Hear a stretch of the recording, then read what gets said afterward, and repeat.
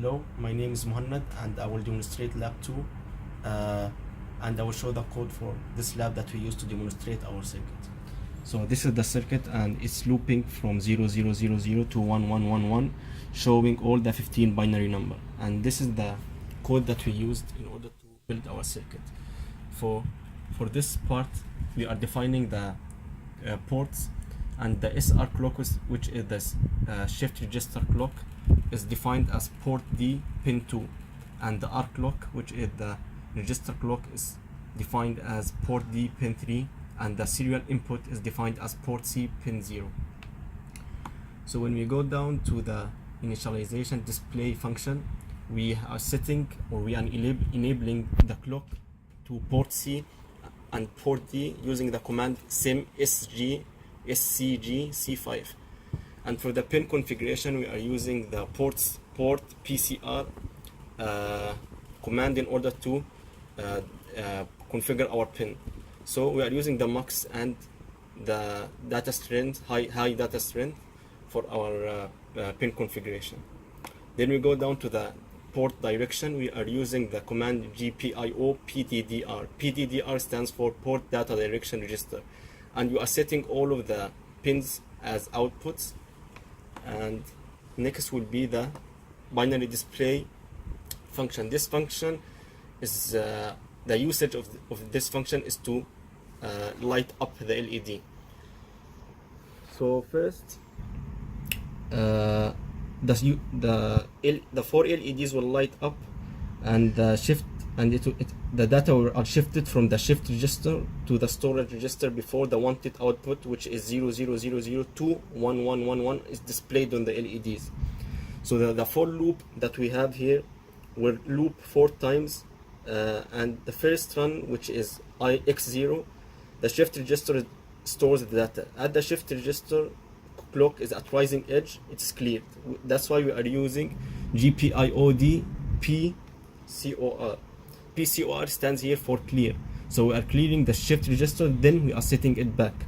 The reason we are setting it back is for the data to be stored again in the shift. The data is then shifted to the right by 1 bit. That's why we are making a room for the shift register. So this procedure continues for 4 times in order to perform the serial to parallel conversion. And when the shift register sends a 4-bit data to the system, the storage register will display the output on the LEDs. So the next function we have is void delay. The main function of the delay is to make the LEDs blinking observable for the lab. So we are blinking it in order to make it observable that the LED is showing the binary number 0000 to 1111. So now we go back to the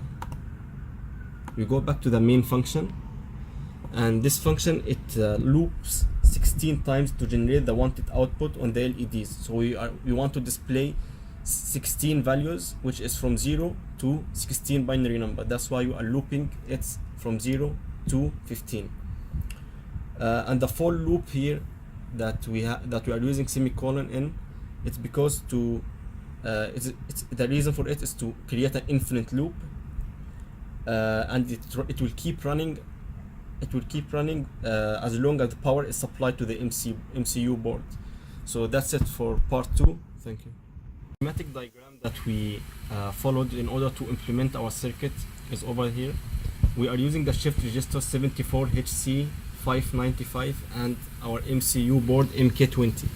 So we have pin 16 connected to the VCC, which is connected to the pin 2 of MK20, which is the 3.3 volt, and we have pin 13, which is connected to the ground, and it's connected to the MK20 ground, which is pin 12. So we have here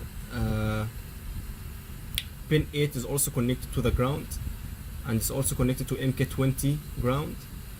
And we have here QA, QB, QC, and QD, which represents the 4 individual LEDs. And all the LEDs are connected to the resistor array, and the resistor array is connected to the ground in order to prevent short circuits.